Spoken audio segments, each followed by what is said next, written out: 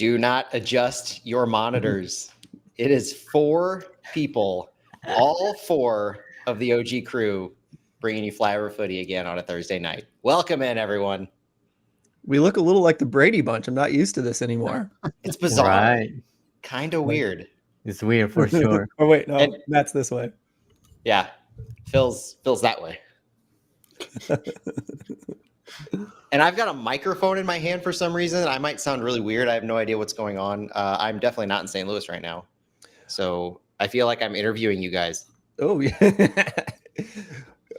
I think I was too harsh, Matt. It really does sound fine. Please don't worry about it. Yeah, all good. It's too late. I'm self-conscious for the rest of the night. Uh-oh. Sorry, man. That's my fault. I should know by now. Pre-live streaming, I'm testing out this equipment and I ask everybody, hey, how do I sound? Is it okay? I think your exact phrase was, it sounds 50% better than AirPods. I was pressed for more information, and that was my reply. This is why men aren't supposed to say what is on their mind ever. Aaron says, wow, all 4, it's a flyover miracle. I mean, it's a transfer day. Well said. Miracle. Here's the thing, though. If we're not going to sign anybody at the deadline, we might as well bring all 4 of us on. Yeah. To talk about it. I was promoted to the senior roster. We decided we could afford it, Santiago. we ended the off-roster homegrown designation for Santiago Beltran, and we are pleased to announce that he is eligible for all remaining flyover footies the rest of the year. We did not put out the money, the GAM money, to get Stu a video camera, though. Oh no! No. You got to save some of that GAM for the winter transfer window for things like Stu's camera. Which I think you can use that on infrastructure, right? Is that you can use GAM for that, or is that TAM? That's straight up cash. Oh, okay, sorry. Yeah, we need a cash for trade on Stu's webcam. All right, well, you guys want to give this a go? Sure. We're gonna have to fly through as much as we can. Oh, I forgot to go live on Instagram, so there's that. We're off to a rockin' start. Oh man. Uh-oh. There we go. You got it? We're good. Well done. All right, well, I'm going to hit record and we'll go, as I say. Here we go. Welcome, everyone, to Flyover Footy on the big 550 KTRS. We have a full house, everyone. This has been a rarity in the last year, so we're going to savor it today. There are 4 of us here to talk about what St. Louis City has been up to in the last week, as well as to prepare you for Vancouver Whitecaps this weekend. So let's get it started with introductions, if we can, because it's been a while since we've all been together. We have Matt Baker, we have Stu Hultgren, and Santiago Beltran.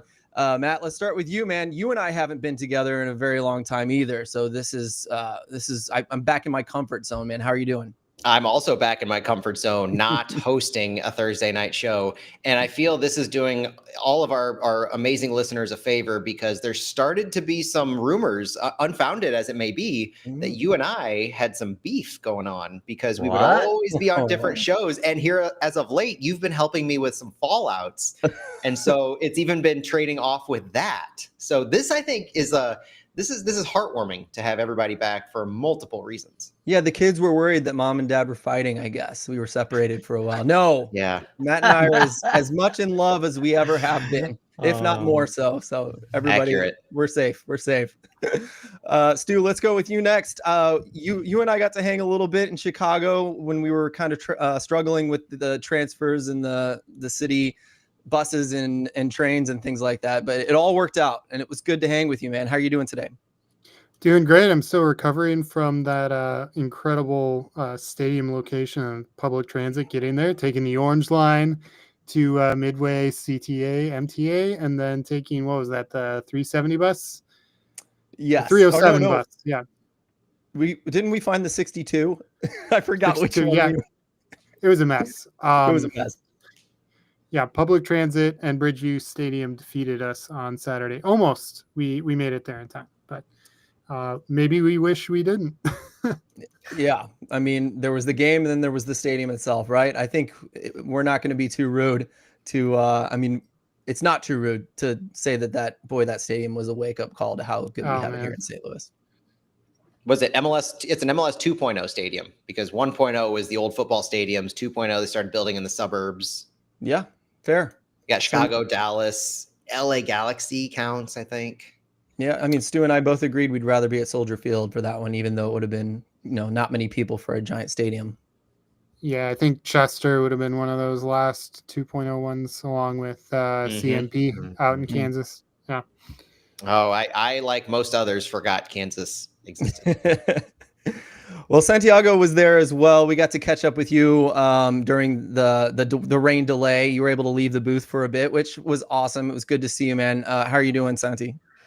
Doing great, doing great. I enjoy seeing you guys in Chicago and interacting with some of the fans during the break, rain delay, and it was good. It was good to see some people, and this getting to the stadium was also a struggle to me. But hopefully next time they'll play at Soldier Field or at the new stadium in a few years. But yeah, I didn't like the stadium location. I have to complain about that too. Indeed. And hopefully a win next time. That's something we can look forward to. Let's jump into the news, everybody. There's 4 of us, so we got to run as fast as we can on this so everybody can kind of get a little something in on every topic. We're going to start with the Jean-Claude Silva transfer, which I don't know if we saw happening this quickly or this soon. If we didn't see it coming, we saw that he wasn't going to play the rest of the season. I think we've been pretty clear about that on Flyover Footy at the very least. But this was also probably the shortest press release ever released by City. It was 3 paragraphs long. They announced the club transferred winger Jean-Claude Silva to Israeli Premier League team Hapoel Tel Aviv, ITC, all that good stuff. City retains a sell-on percentage for any future transfer of the player. The only note City made is that Silva joined St. Louis from Atlanta United prior to the close of MLS's primary transfer window, made 13 appearances, 11 in Major League Soccer, 2 U.S. Open Cup, and all they said in the release, quote, "We want to thank Jean-Claude for his contributions and wish him and his family the very best moving forward," from sporting director Lutz Pfannenstiel. Writing was on the wall forever on this one. The impact that Jean-Claude Silva, to me, made on this club was the fact that he was the first player publicly announced to be fined for missing a practice after a week off and not showing up to training when he was supposed to. He was in New York in June instead. And also for the epic miss of a pass to one Brendan McSorley in that Portland Timbers game when we were drawn at 1. We could have taken the lead if that pass had landed to a wide open Brendan McSorley, but instead Jean-Claude Silva said, "Nope, I am taking on all 4 Portland Timbers defenders myself." And then we went on to lose 2-1. That's all I got. Santiago, it sounds like you remember that one pretty well. So I wonder if you remember what you ended up calling on that one or how you felt about the news when it hit.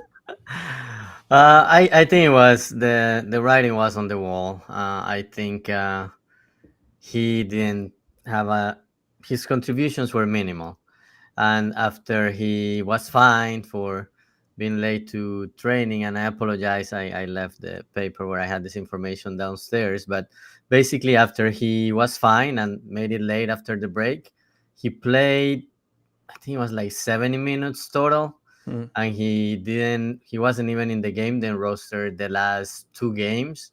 But I think being late after that break, I think that's what sealed his destiny with the team. And when we had appearances, he didn't really do much. But yeah, I think the most memorable moment is that McSorley non-pass could have been Brendan McSorley's first goal in MLS. We will never know.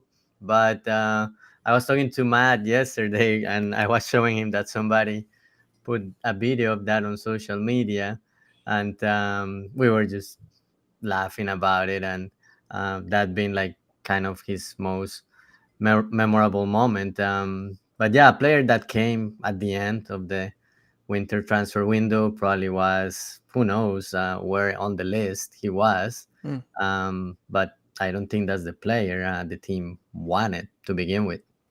Interesting. Yeah. And a lot of people went off on this one pretty badly. He's headed off to Israel. Stu, I mean, the money was a massive discount compared to what Atlanta put into him. So I think Matt made that pretty clear online, but Stu, how did this strike you? I mean, it's just a foregone conclusion. Like you guys already said, he wasn't in the team's plans. Why keep him around? He's taking up an international slot that could be used elsewhere, and we'll get into that in a little bit. But we found someone to take him. Let him go. There we go. And two things I want to add are, you were right, Phil. Atlanta paid just about all of his salary. This was literally the definition of a flyer at the end of the previous transfer window. And it speaks to me to the fact that we didn't get anything done that we actually wanted to get done, likely. Song Bin could have been included in that because we know we've been chasing him for a year. So failing to get anything across the line, Silva was our 11th hour deal, and we were able to get him for pennies on the dime because Atlanta paid most all of his salary, special designated player, all that stuff. So to me, this was a swing and a miss, but a very low risk miss, and we cut our ties quickly, and we're moving on. I think that was important to point out. Very good, Matt. Thank you. Some rumors we're going to cover. Doyle wondering if Cedric Teuchert will be fit for DC or Toronto. I missed this one, Matt, so take it away. Yeah, this was a speculative conversation in an article. And Matt Doyle, in his transfer window discussion this week, talked about Teuchert having dropped off significantly this year, just 3 goals, 2 assists in 1,400 minutes, not looking comfortable under Olaf Melberg or David Critchley, calling it, quote, "It's an insane drop off from a guy who spent the last few years being a reliable professional goal scorer." And it's a conversation of, it could make a lot of sense for Teuchert to play underneath Christian Benteke in DC or Prince Owusu in Montreal. But this is one of those, it's transfer week and everybody's kind of just speculating, getting it out there. I don't think there was any juice behind this one. This was more saying, here's a player who was brought in, is an expensive player for St. Louis, contributed last year, not doing anything this year. Could he be found a better situation by a team that needs him? But as we're recording this, legitimately, I think 2 hours and 15 minutes before the transfer window closes, that along with everything else we're about to talk about, if it hasn't been official, not going to happen. So Cedric Teuchert would seem to be safe for St. Louis despite the speculation. The next one, Matt made it clear in the notes here. LA Galaxy sent John McCarthy to New York Red Bull. So there's rumors of Berkey going there, making space for Berkey. He just puts a massive yawn at the end. Agree. Just ridiculous. This is one that, I mean, I saw a bunch when I checked social media on Thursday afternoon and the Galaxy announced this. This was just making conversation after conversation of, we know Marco Royce is with the Galaxy. Roman Berkey has been on record saying that they're discussing things with multiple MLS teams. And so this is the definition of reading everything you want into something because you can make it make sense. And the Galaxy are probably a team that Berkey's talking with, but the Galaxy are also a team that had to trade 2026 GAM at the beginning of this season just to be able to play in Major League Soccer and fit their roster under the salary cap. They're not in a position, to me, to be able to pay Roman Berkey the salary he's going to be asking for. Stu, I was curious if you had any thoughts on that one. It was kind of fun to just stir the pot a little bit and imagine, if that would impact Berkey at all. But I mean, I don't think McCarthy leaving had anything to do with Berkey and coming, more of the injury that happened during the Leagues Cup the other day. Mm-hmm. Good stuff. There's reports that Toronto FC wants to sign a Canadian center back in Santiago. I thought I'd throw to you because I beat this drum quite a bit, right? I feel like there was value for Hebert at some point. What do you think? Do you think this would be possible or likely or even a good idea? I don't know if it is possible, but yeah, when you hear Canadian center back, and Phil, you have said it multiple times that maybe Hebert has a good market, and just considering his playing time has decreased in the last month or two, maybe if there is a good proposition from Toronto, maybe St. Louis will take it, just considering all the center backs that it has now and that they are healthy, although Hebert also has value, could fill in as left back. He has played as right back sometimes, but it is a player that up to 2 months ago, he was one of the players with the most minutes played. He started the first, I think it's 14, 15 games this season. So up to that point, he was a valuable player. And yeah, you have some injuries and maybe he wasn't top 2, top 3 on the depth chart, but he was playing and he was started. But then I don't know, he fell out of favor when David Critchley came or what happened, but it hasn't been the same after that. Yeah, he's played just 14 minutes in the last month. after setting the record for most amounts of starts to start the season this year for us. He outlasted Roman Berkey because of his injury. That's wild. It is.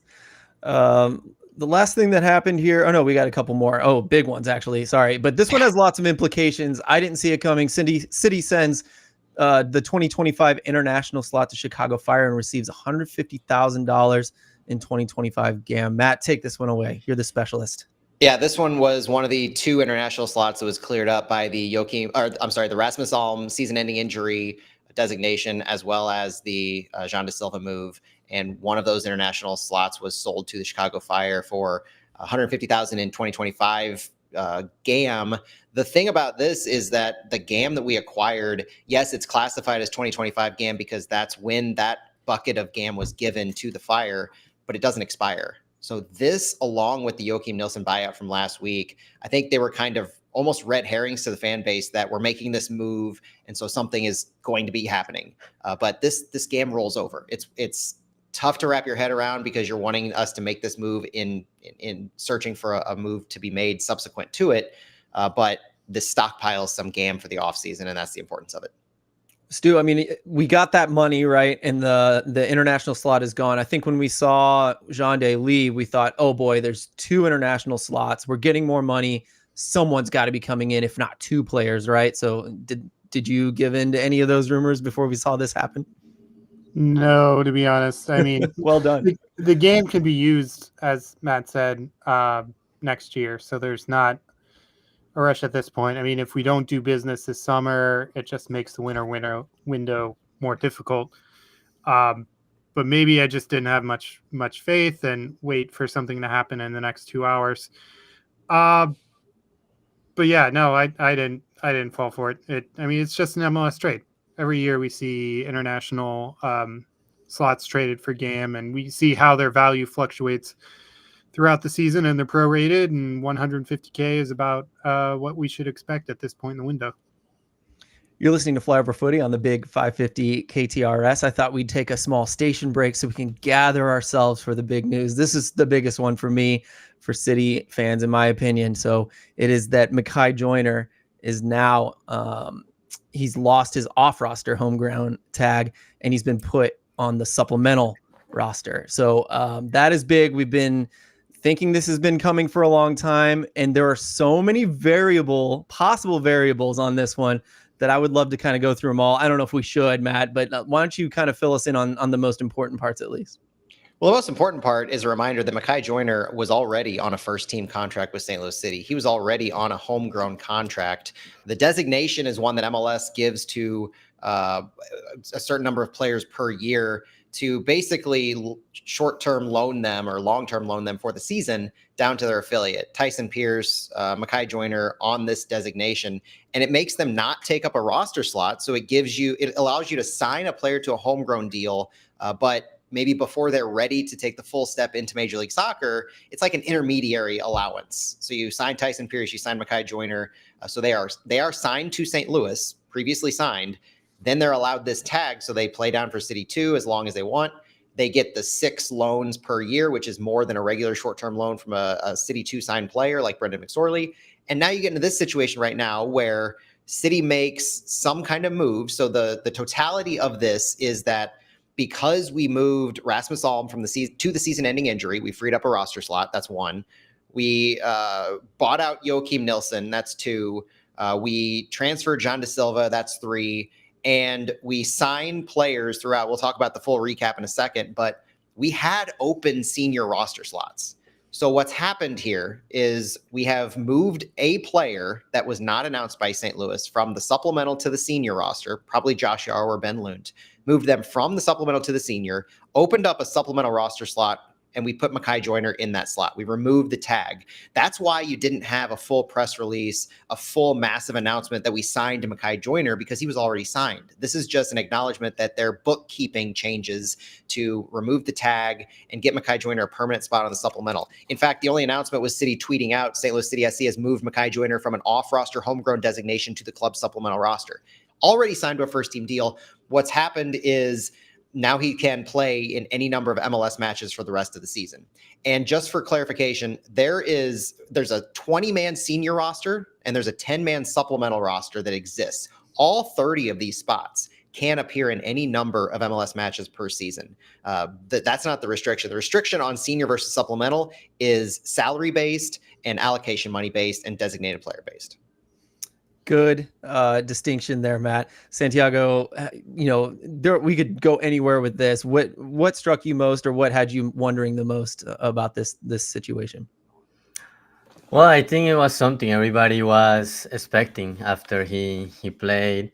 He had his 6th appearance, and which was his final one based on his designation. So I think it's something that a lot of people were expecting. That gives the club flexibility on where to use him. I think it also helps with his development, just being able to travel with the team and being in more practice sessions with the first team. I think will be great for his development. I would love to see him continue getting some minutes. Obviously, City 2, it will be in playoffs, and hopefully they'll lock down that number 1 seed and secure a home field advantage. And the club wants to win a championship there, so I think he will continue being used there. But here and there, we will see him with the first team, and I just hope he can go in games like with 20-30 minutes left and continue developing and making a difference. But I was expecting the move, especially like this week after Jan de Silva's announcement and 2 roster slots. I was like, there aren't any like rumors out there. It's not like we're gonna sign 2 players, so it makes sense to sign him and just have that flexibility. Matt, the one thing I wanted to ask is, now that that designation was removed, he will be on the supplemental roster going forward. That cannot change in 2026, right? Correct. Yes, I did confirm that with the club earlier this season, that once you remove that designation and place the player on the supplemental roster, they cannot revert back to an off-roster homegrown. It is very clearly that stepping stone from you first get signed as a homegrown player and you can be placed at this tag until you're ready to be placed on the supplemental roster. And honestly, guys, that's the reason why Caden Glover is where he is. Caden Glover, sorry. It's why he's on the supplemental roster and why he hasn't been placed on this off-roster designation despite not appearing for St. Louis. That explains that. So Mai Joane being on the supplemental, this is clearly, very, very clearly the next step in his career. He is a full-fledged member of St. Louis City going forward now. But this also allows him to have the best of both worlds. So he can still play an unlimited number of minutes and matches for City 2. And now he can play an unlimited number of minutes and matches for City. So in any given weekend, if he appears for 20 or 30 minutes for St. Louis City on a Saturday, he can flip right around and play 60, 70 for City 2 on Sunday. Yeah, and I've been pushing this move for a long time. I was hoping for it. I was like half expecting it. But Stu, I got a lot. I was shocked at how much pushback I got from, I was in my own little world thinking everybody agreed with me, but everyone seems to want Joyner to get lots of City 2 minutes, and they don't care if he gets senior minutes. So Stu, I'm sure you saw that. I didn't know if you had thoughts on that or anything else having to do with this move. I mean, I think the feeling from the fan base is City 2 has a chance to win something. Joyner's done very well with City 2 win a trophy this year in one of our teams. And that's the sentiment I'm seeing around. Personally, I'd love to see him split time, kind of like what Matt was going at. But it is kind of interesting that we have 10 supplemental roster slots, and we only have 2 guys who are guaranteed to be on that roster next year, and that's going to be Glover and Joyner now. And the other 8 are all out of contract with options this offseason. So that's going to be very, very interesting. I'm resisting wanting to talk about this more. We won't, but the things that go through my mind are like, who got put on that senior roster and why? And we talked about salary. We talked about who has the shortest contract, all these variables that are fun to talk about and think about. But mainly, I listened to the Scuffed podcast this weekend, and it was talking to Buzz from Third Degree, one of the best in the business, about the Dallas Academy and what's happened to it over the years. You must listen to that. I won't go into much, but they talked about how basically you want lots of kids on the supplemental, in his opinion. And this move of sending someone older to the senior roster, being replaced and maybe sent out next season, replaced by an academy kid that was brought up, that means your system's working. So I see this as a very good sign. I just wanted to say that before we moved on. Matt, transfer window update. Give us as much as you'd like to talk about having to do with the transfer window as it's about to close. Yeah, this is every single move pending a move in the literal 11th hour of the transfer window. So the outgoings, the recap of the work done by St. Louis in this particular window. Rasmus Alm was moved to the season-ending injury list. His contract is expiring at the end of this year. He has an option for next. It is likely we've seen the end of Rasmus Alm. That move cleared up a roster slot on the senior roster and an international slot. Joachim Nilsson had his contract bought out, the first buyout in club history. He was a TAM level player under contract till the end of 2026. So I estimate this buyout to be worth about $2 million based on his salary and when we bought him out. Jonas Horn was allowed to have his loan ended, and he was then transferred from Nuremberg to Rapid Wien in Austria. Jabulu Blom, Selmer Pedro, and Nukvi Thorsen were all sold or loaned out. Jabulu Blom was transferred to Vietnam. Selmer Pedro was loaned out until the end of his contract to Velez Mostar in Bosnia, so he's gone as well. And Nukvi Thorsen, his loan was made permanent to Sparta Rotterdam in the Netherlands. And then Jean de Silva was sold to an Israeli Premier League team. Incoming transfers in totality for this window: Falou Fall, a reported $3 million transfer from a Norwegian club, Fredrikstad FK. He's on a U22 contract and the most expensive defensive signing in club history through 2028 with club option for 29. Haziel Orozco was signed from City 2 to City. His contract goes through 2025 with options for 26, 27, and 28. Songbin Zhang, a $1.6 million cash for trade, which was the first cash for trade in club history, with up to an additional $400,000 in incentives to Minnesota United if he meets those. He's under contract through the end of this year only with an option for 2026, and he occupies a U22 slot as well. So that's a total of 2 U22s signed this window. And then Devin Padelford, he is on loan only, and as he told me and as we understand it, he doesn't have a purchase option for that, so he will go back to Minnesota United at the end of the season. So if we were to retain Devin Padelford, we'd have to do a full transfer from Minnesota. And then as we found out on Thursday, Mai Joane was removed from his off-roster homegrown designation, placed on the supplemental roster, and is now able to play in an unlimited number of MLS matches down the stretch. That recaps the moves we have done. By my count, we end this transfer window, at least, again, with like an hour or two left by when we're recording this, we end with one open senior roster slot. Because before the Mai Joane move, we had 2 open senior, no open supplemental. In order to place Mai Joane, we moved 1 from the supplemental to the senior. There's 1 still open on the senior, and the supplemental is full with Mai Joane.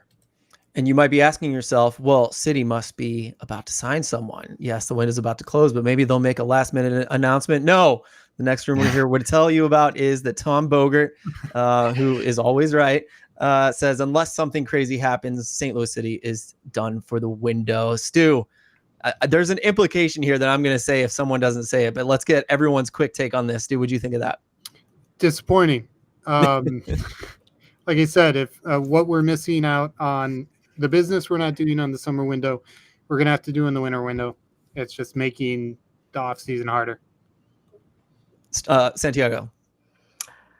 I'm okay with it. I'm okay with not bringing someone else to fill this additional slot. I'm okay with that, and with the Mai Joane move, because you have a lot of guys that are on options or contract ending. So I think it sets up the team for that like change they want to make and revamp the roster and let some guys go and see who they want to bring, and rushing to bring somebody with just 8 games left, I don't think will be a good move, especially if you don't know who your coach is going to be next year. I think it's okay. I know the fans are disappointed, but I'm okay with the team waiting instead of rushing a move. But now it's going to be something new for the team.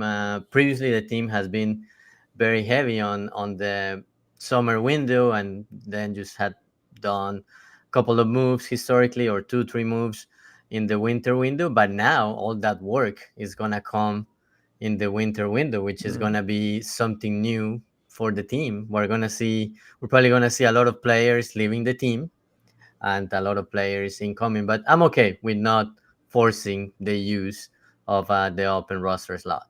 Matt? Yeah, Lutz Pfannenstiel had previously been on record saying that the summer window is the easiest one to do business in because of the expiring contracts. So for us to not be able to bring anything else together and instead take our focus and put it on the winter, I think that adds pressure, not just for what we believe we're missing, like a potential out and out six and any other positions that fans might think we're missing, but it puts more pressure on the winter transfer window to make moves. But there are a lot of moving pieces with this that I think are important. Not just the fact that we have a pretty deep roster as it is, with guys like Celio Pompeu fighting for minutes, with guys like Cedric Toyshirt now fighting for minutes with him being injured. We've got a really deep roster with 4 or 5 or potentially 6 central midfielders, center back grouping where Kyle Hebert, like we talked about earlier, can't find the light of day. And Thomas Totland hasn't started in a moon cycle just about. And so it's still a deep team. So it seems like the club is content with seeing who they have on the roster and allowing the season to play out to make decisions on who they want to keep. Because we've talked about the massive amount of contracts that are expiring both on the senior and supplemental roster at the end of this season. So it's put up or shut up for all these players at this point. They're being given the rest of the season to run without anybody else coming in to help them. And so they're playing for their literal city lives at this point. The winter window, I mean, there comes a time when you have to make multiple winter signings. City as a club historically have not done that yet, but it's either going to be you pick up the options for a vast majority of these players, or you have a lot of business to do this winter. And I don't know if it's, honestly, guys, I don't know if it's feasible to say that we expect them to sign 12 to 15 new players because they're just going to immediately decline all of these options. I don't expect that. I expect probably a half and half mixture, may be optimistic, but that's a lot of business to be asking a club to do when historically they've only done maybe 4 or 5 signings after we were all set up and ready to go. Betting on the winter window is one hell of a choice, is what I'll say about that. But I absolutely love having all 4 of you guys, all 4 of us on, I guess, because you have brought up every single emotion and thought and feeling I've had about this situation. It is so good to have you all here. Guys, I hope if you heard all of those, none of us take one side on this. I think we're all over the board, and I think you got to hear every aspect of that. One little reading in between the lines implications. All this talks about what Lutz Pfannenstiel in the front office has planned for the winter overhaul. And just to be that guy, I almost tweeted this and I was like, no, this sounds so mean and rude.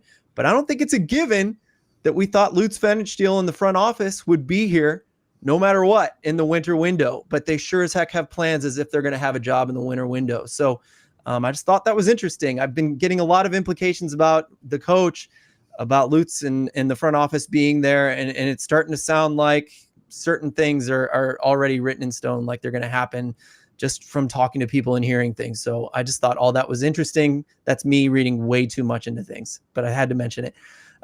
You're listening to Flyover Footy on the big 550 KTRS. It is time. We are going to give you a little bit of a preview of Minnesota with the time that we have left. Matt, I'm just going to hand it to you, man. You take it away and get through as much as you can before we do these the starting 11. Minnesota? Vancouver. Did I say Minnesota? I've been trying not to say that the entire show. I'm so sorry. Well, we have played Minnesota 3 times. We have. I know it can be confusing. It's my brain in the color blue. That's all it is. I'm sorry. But please, Matt, Vancouver, please let us know about Vancouver. Vancouver's going to be no easier than Minnesota. We played Vancouver a lot. Vancouver's won 3 out of 5 matches played against us historically, 3-1-1. Last time they played was earlier in St. Louis on April 19th against an Olaf Melberg-led St. Louis that saw Ben Lunton goal because Berkey was still recovering from his fractured finger. City played a 3-4-3. They deployed Josh Arrow, Kyle Hebert, and Akil Watts. So it's safe to say that the city that we're going to see against Vancouver is nothing like the city that we saw against Vancouver the first time. But then again, Vancouver's got a little bit of reinforcements that we're going to talk about here in a bit that might change some things for them too. And this is still a strong Vancouver team. They were first or second in the West at the time we played them last time, and they're still third in the West. They're 13-6-7 on the season with 46 points in 26 matches. 44 goals scored, 29 goals allowed. It's a plus 15 goal differential, and they're 7-2-3 at home. Their last 3 matches were a 1-1 draw against Houston at home last weekend, a 2-1 loss at San Jose, and a 3-0 win against SKC. This has been a really streaky team, but we're talking big streaks. They started the year off scorching hot with a 4-game winning streak, points in their first 15 of 16, including an 11-game unbeaten streak after that 4-game winning streak. But starting on June 12th of this year, amidst a ton of fixture congestion, they were playing in 3 competitions: Major League Soccer, Champions Cup in CONCACAF, and the Canadian Championship, the Canadian version of the US Open Cup, on top of MLS play. They lost 4 of 5 since June 12th and have only won 3 of their last 10. So they're on a slightly different trajectory, at least until this transfer window here recently. And in their last 10, it's been streaky amidst that. They've been shut out twice. They've kept 3 clean sheets versus opponents, and they've had a -3 goal differential overall. 14 goals scored, 17 goals allowed in 10 games. There's some really high-scoring contests here, including a 5-3 match and 4 matches that have ended 3-0, including 2 wins and 2 losses. Vancouver isn't coming here in the healthiest of forms. Sam Adekugbe is out for the season with an Achilles injury. Ryan Gauld is most likely to miss this match. Gauld had been back on the Whitecaps training field for about a month, but he's still training in the gym. Pretty far from participating in full sessions, it seems. There's no timeline for his return, so we expect Ryan Gauld to be out for this one. Ranko Veselinovic with a knee injury, confirmed in July that he suffered an anterior cruciate ligament tear, so ACL injury, he's out. Tristan Blackman, center back who's played in 23 matches this year with 2 goals and 1 assist. He left the match last week with mild knee pain, and their head coach was saying, I think he will be available for Saturday. That's what we plan for. I think he's good. He twisted his knee, felt pain, didn't want to risk a lot. But from our friend Har up in Vancouver, Tristan Blackman was not training on Thursday, and Jaden Nelson from Load Management was working in the gym. Ryan Gauld was working in the gym as well. And the name we're going to mention here in just a moment, a little bit more in full, Thomas Muller, training in full. Now, the biggest storyline for Vancouver coming into this, I mean, they've got a ton of talented players. They've got Brian White, they've got Emmanuel Sabi and Jaden Nelson in the attack, Ali Ahmed and U.S. men's national team player, as of recent, Sebastian Berhalter, in their midfield, along with goalkeeper Yohei Takaoka. But the biggest name for Vancouver, and the one that I'm sure anybody who's been following along knows and is looking forward to, or not, depending on if you're a City fan, is Thomas Muller.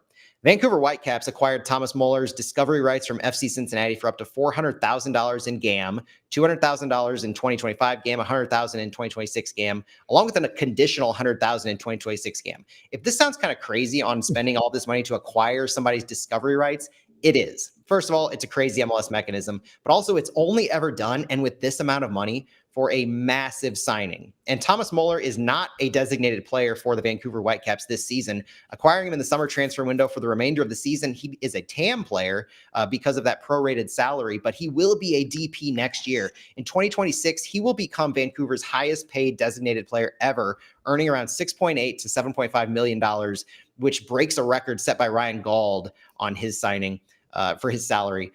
And if you haven't heard of Thomas Muller, let me give you a quick synopsis from his resume. He's 35 years old, first of all, so you might be rolling your eyes at another has-been from Europe looking to cash in one last check and come play in America. First of all, he's not playing in America. He chose Canada over America. 35-year-old German legend, and he's bringing an insane amount of experience. I mean, this guy is one of, if not the most decorated players in recent memory. 17 years with Bayern Munich, 250 goals, 276 assists in 756 appearances, contributing to 33 titles won, including 13 Bundesliga titles, 2 Champions League trophies, winning the 2014 FIFA World Cup with Germany, earning the Golden Boot in 2010, the Silver Ball in 2014.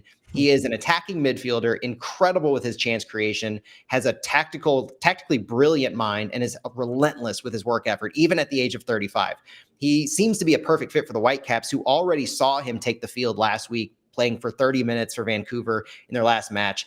In that match, in that quick cameo, he already had 19 of 23 accurate passes, 27 touches, and 5 passes into the final third in just 30 minutes of play.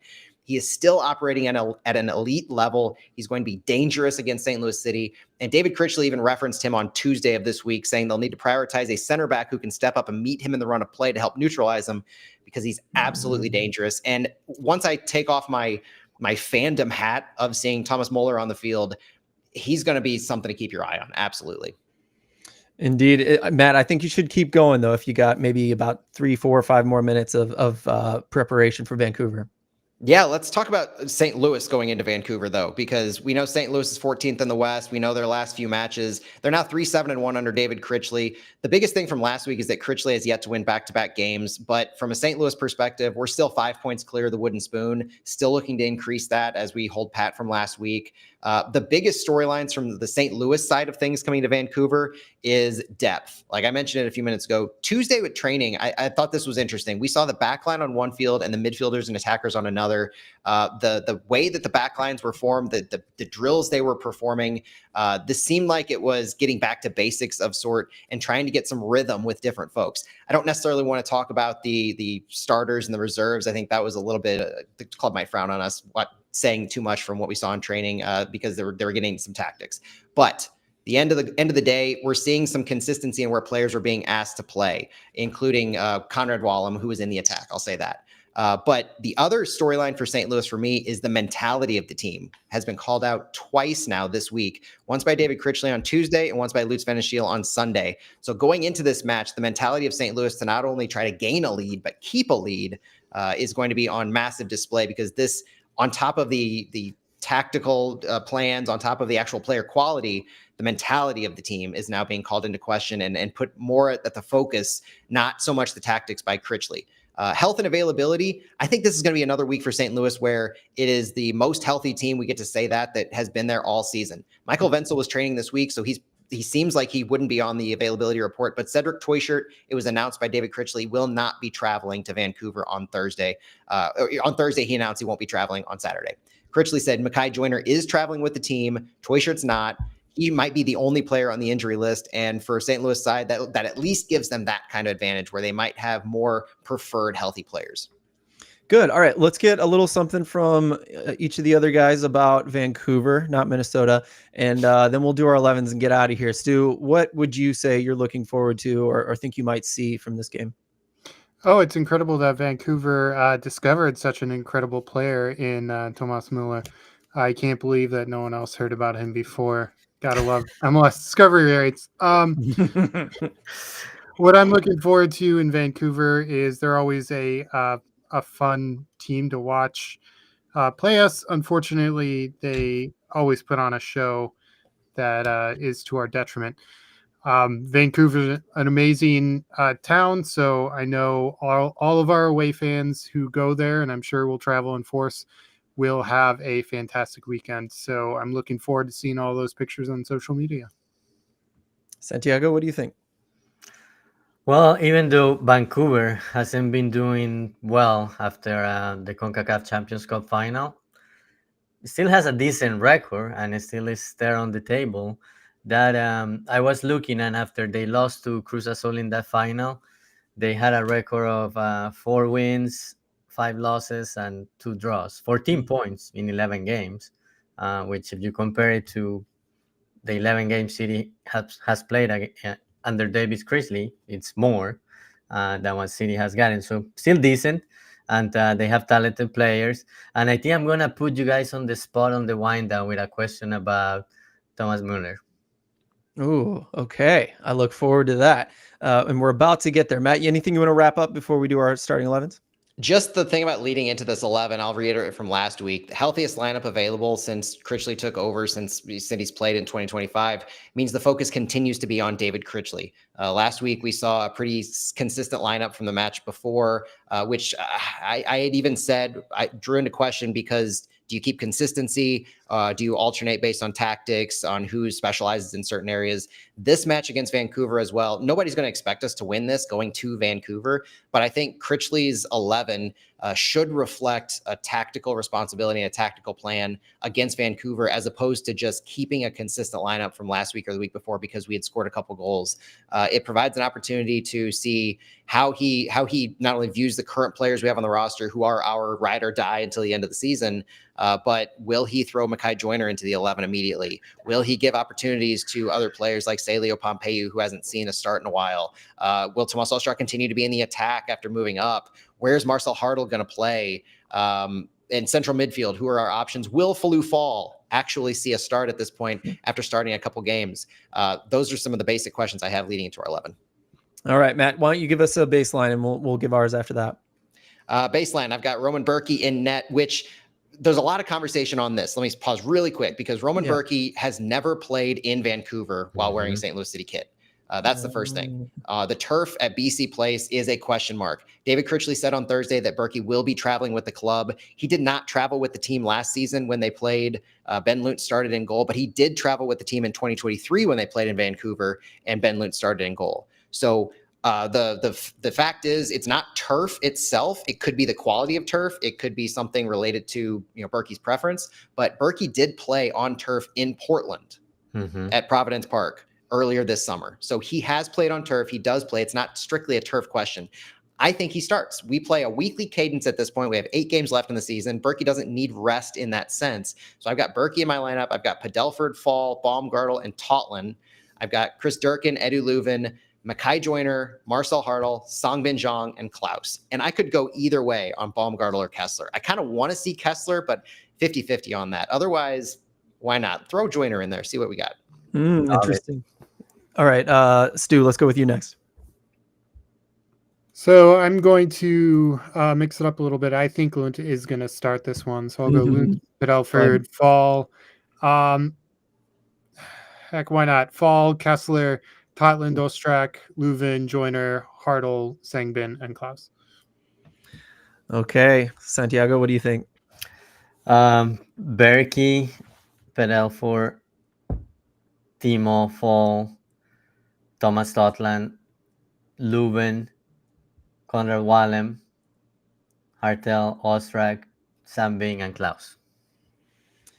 Yep, and I will go with exactly the same thing you said there, except I think I will start, instead of Totland at right back, I will start Vollem there. I know, Matt, you gave us a clue there, so I'm probably wrong. But I don't want to see Conrad Wallem playing fullback anymore.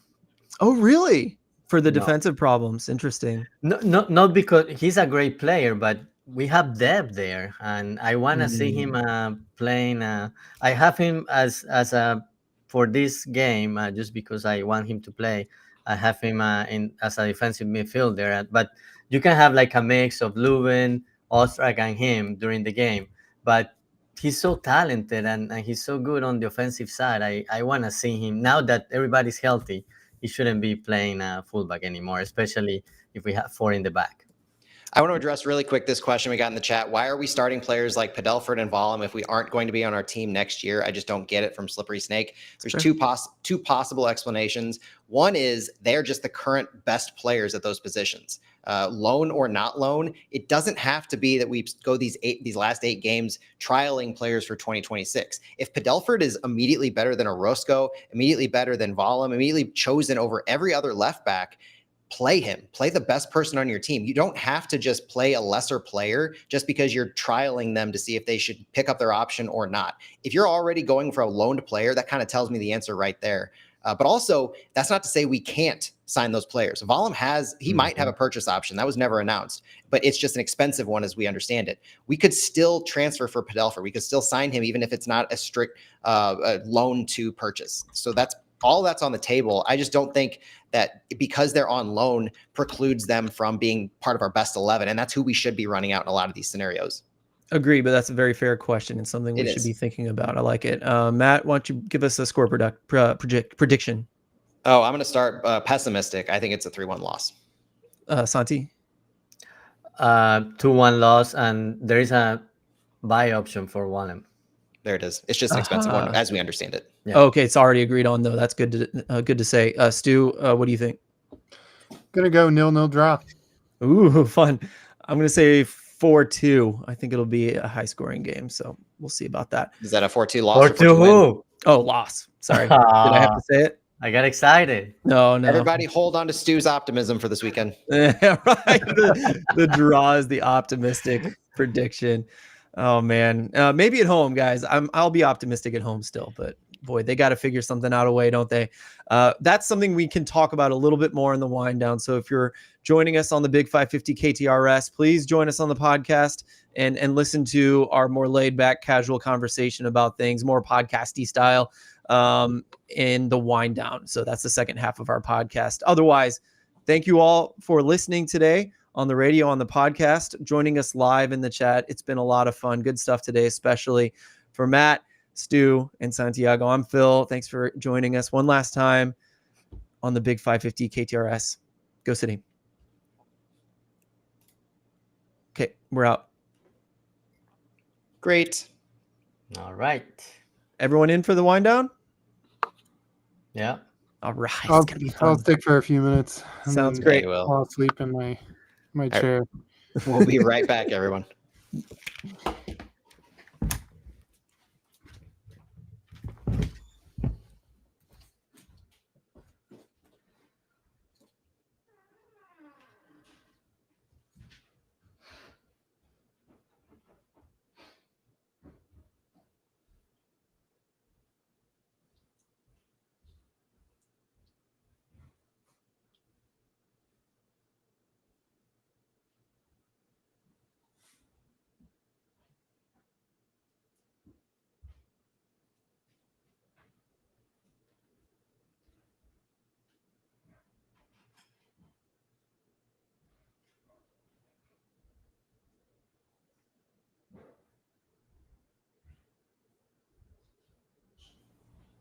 Waiting for everybody else to get back. I am in a fantasy football league with some fellow City fans, and it is currently my pick. And so I'm trying to make my choice in between the show and the wind down.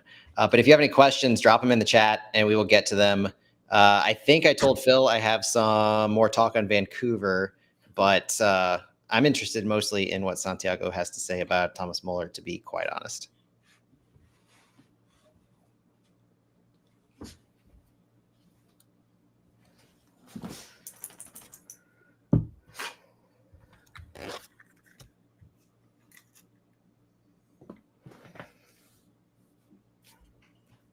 Well, Brian White didn't score in the last game. That is scoreless draw at Energizer Park. Yeah, it was positive. Always a positive.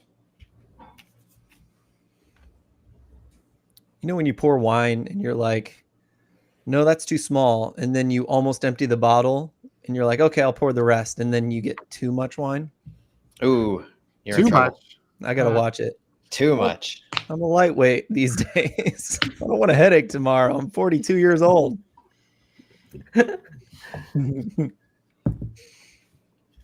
I the oldest one here? I've never asked you guys. No. I have no idea how old you are. I'm not Santi, quite. you're older than me. I'm not quite 40. I'm Okay. old. I'm 42 and a half, so I'm older than you, Phil. Perfect. That's what I assumed. You couldn't have been any older than me than maybe a month or two. Let's see here. All right. So, Matt, I'll kind of let you take the lead on maybe just one or two more Vancouver things. Yeah. And then, do we need to recover anything? Hey, remember I have a question for you guys. Oh, I know. What did that have to do with? Let's make sure I know about that. Thomas Muller. Okay. Muller. Did we want to say anything else about? I'm going to bring up Joyner one more time, unless you guys are done geeking about that. As many times as you want. Great. Joyner, transfer window, gossip. Let's just throw that in there, and that'll fill the wind down. That alone. Because it can go anywhere at that point. So great. Okay, ready? Here we Yes. go. Welcome everyone to the wind down.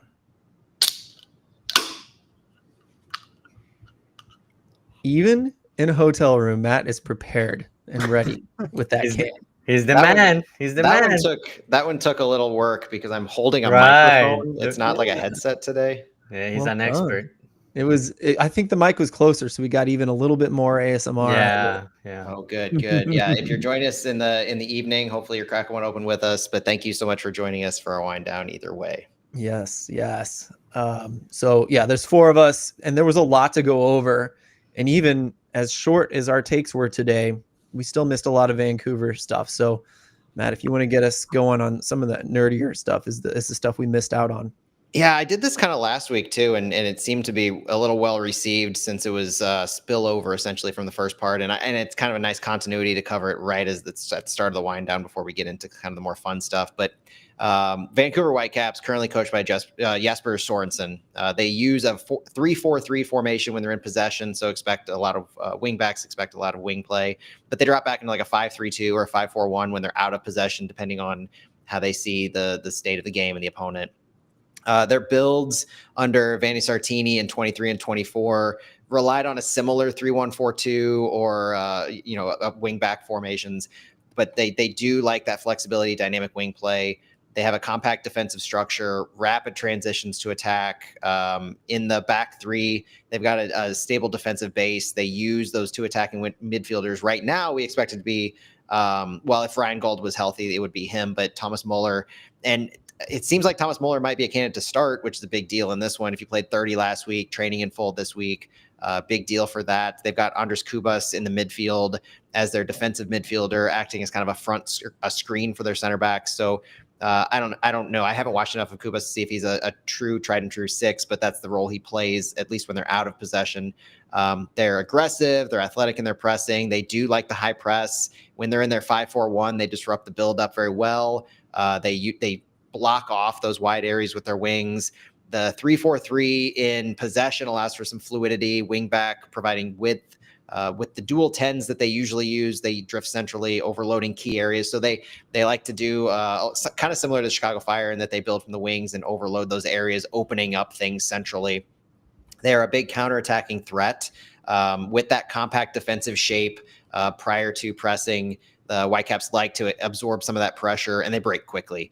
So typically with Ryan Gauld, now with Thomas Muller, they're probably going to find ways to get forward quickly to Brian White or Emmanuel Sabi. We've seen both of those attackers along with Jaden Nelson. We know the danger that they have once they get the ball into the final third. But despite all of this, the team has struggled defensively on set pieces. So it's an opportunity, I think, for St. Louis to expose that weakness in set piece play if they can draw fouls or earn corners or really get the ball into some dead ball locations in the attacking third. Strengths of the Whitecaps, they've got that attacking firepower. We know they signed Thomas Muller, we talked about. Even without Ryan Gauld, they've got Brian White, Emmanuel Sabi, and Jaden Nelson we expect to play. So really dangerous attack. In their midfield, Anders Kubas is really high quality. He's a great defensive midfielder in front of their back line, breaks up play, distributes well, helps to be their pivot, and then the wing play is just top notch. Their overall roster is blended pretty well between some of those aging veterans or really stars like Thomas Muller with the signing, but also they use the U22 initiative very well. And they've got a lot of high quality experience. So not just winning this season in MLS, but competitive in CONCACAF Champions Cup as well as Canadian Championship regularly. They're not that great with finishing at times, at least in comparison to their overall shot output. They've struggled with clinical finishing in recent matches against the Houston Dynamo. They had a lot of shots, but they failed to do anything more than a 1-1 draw. I mentioned their set piece defense, schedule congestion. So now that they're in their home stretch, they've had all these matches. Will that wear down? And we'll have to wait and see. But it seems like Sorensen's got them playing really well, and they've adapted well to playing underneath of him. So Vancouver has a lot of stars, like I mentioned, key players, Brian White, Anders Kubas, Thomas Muller. The list could go on and on, but ultimately, I think it will come down to Thomas Muller as that difference maker to see what he can contribute and for how long. And if he starts, this is going to be his first start in Major League Soccer. So that's going to make news no matter what. And that's probably why there's going to be eyes on this game more than anything else. Is it could potentially be the first start of Thomas Muller. So if there are more social media posts, more focus on MLS season pass, that's probably why. Anything, Santiago, Stu, anything you want to add about Vancouver? Yeah, I just want to ask you guys about Thomas Muller. Obviously, 35-year-old, great career. He can still play at a high level. But if this was St. Louis CDSC and St. Louis was on the verge of signing him, Hmm. yay or nay? Yeah, I mean, if he was our only DP and we weren't going to back him up with anyone else of quality on the roster, then no. But I mean, absolutely, I would take him at this point, but not if he's the only designated player that we're building the roster around. Are you talking about like on the current roster as it is? Like, Um, no, let's think 2026. Well, I want to just take off of that, Stu, because the only thing I'll say about Mueller is it felt like a perfect storm because they had Vitae that they got rid of in the previous window, if I'm not mistaken, who like was a more athletic version of Mueller, less classy, of course, in the way that he plays. But like Mueller, like he just fits right into their system. It is plug and play. They don't have to do that much. They just got to get used to each other, and the rest is going to be magic. And it was already working. You know what I mean? So like I would say, if we wanted to compare that to City, it'd be like if we got rid of, let's say, Ostrak is like a similar level to what Vitae was, where he would score sometimes, he'd be a key player, but he wasn't like a game breaker. At least he's not yet for us. Ostrak isn't. And then we go out and find, a 34-year-old 10 who has Hartle or a winger who has Hartle and Leuven to support him, and he just fits right into the way the team has been playing for, let's hope for a season or two or three successfully. That's what I feel like they got with Mueller. St. Louis is in no condition to bring someone in as a key piece that fits right into the system because we don't even have a clue what we're doing yet as a team. So that's my one argument. Yeah, if it's an age issue, there are plenty of fans last year who are wanting to bring in a 36, 37-year-old Tim Ream into our back line. So, I mean, if you're good enough, you're young enough. So his Exactly. age isn't a That might problem. have worked. well, and how old's Alfredo Morales? Yeah. Isn't he 34? 34, yeah. Yeah. And that was, I mean, we showed no qualms signing him from preseason. So with the quality, I mean, that's the difference. It's not the age. The age is pretty much the same. It's the quality and the history and the notoriety and the dollars. So if we're willing to spend, it's all about quality to me. You can spend for a year and a half at this level, and that's totally fine. I mean, we're a young club, and so when we've been signing players, we've been thinking, okay, 2.5, maybe 2.5 plus an option year on their signing.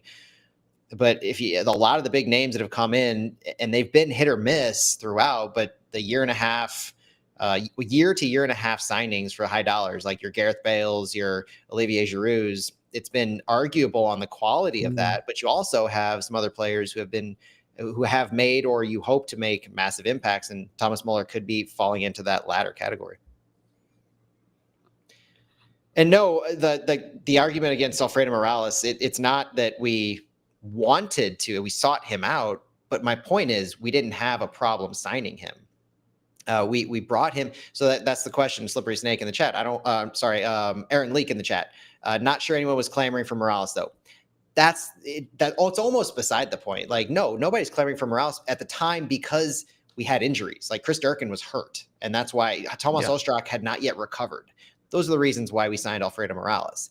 But the idea is that we were still willing to sign a player of that age because the quality was there. Age was just a number, right?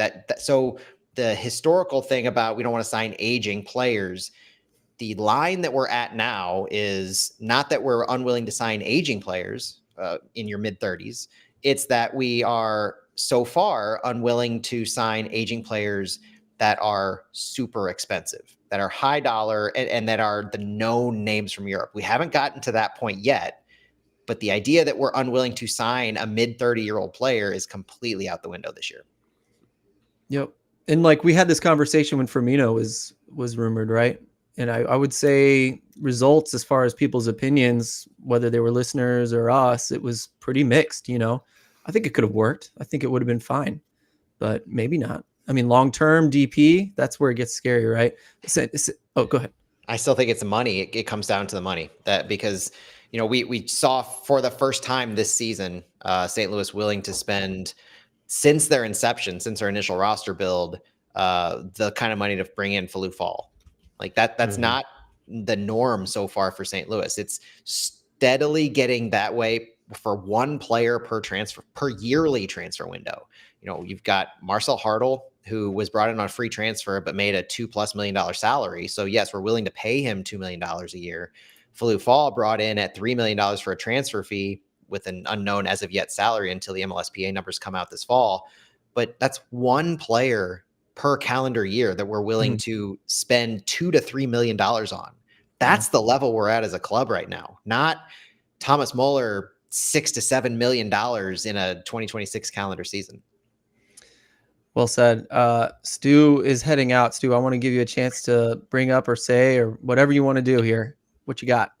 Well, I think ownership is potentially willing. I mean, they were willing to spend big, if rumors are correct, on Josh Sargent last summer. So, I mean, where's the bottleneck? I guess that's my question. If they're willing to spend and we aren't spending, why aren't we spending? Why aren't those players on our roster?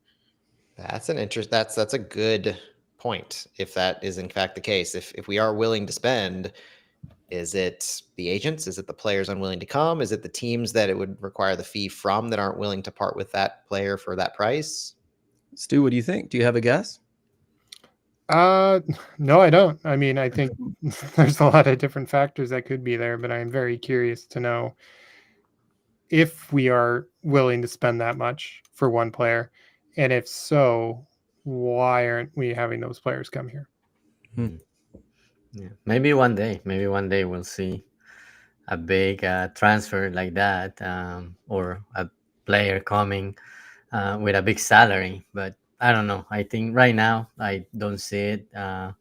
If I had the saying, I would have said no. I'm not bringing Thomas Muller just because you can use that money to buy or to bring 2-3 more impactful players, young players. So no, he could be impactful for a year and a half, maybe 2.5 years. But if you are trying to, especially City, that basically next year will be kind of starting over, bringing somebody like him, I don't think will be a good move. Yeah. And maybe spend a lot on a coach. That's another option to throw out there. But it's just weird, when I was listening to Stu talk, which Stu did head out. So thanks to Stu if he listens to this. Maybe the planets did align. Is it like we just have to get the perfect player to be able to spend that massive amount, and it'll be like a once in a lifetime kind of situation? Because if Sargent was true, if Firmino was true, it must have been a massive amount of money. And I guess it just has to seem worth it to the ownership or someone to be able to have the PR massive bump, perhaps, to go along with the talent and the money. I don't know.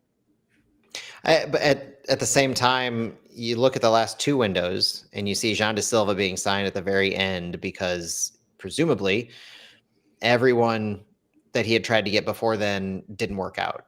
It's I think an 11th hour signing like that, for the way that he was brought with Atlanta paying most of his money, it was a beneficial deal because Atlanta wanted to get him off their books and get him off their roster. And he had fallen way out of favor with their new management, but it was kind of just it was the definition of a flyer. And when a player comes to a team in the 11th hour like that, they're not your first option.